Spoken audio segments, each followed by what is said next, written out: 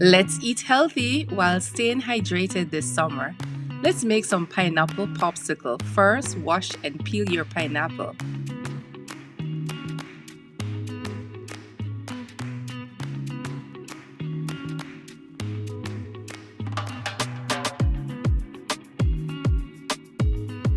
Add ginger, pineapple, and the coconut water to a blender, then blend until smooth.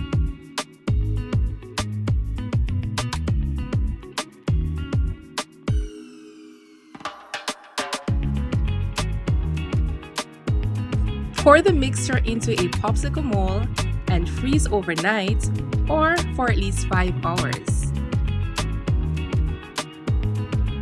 Stay hydrated and remember to subscribe to my channel for more healthy recipe ideas. Bye guys!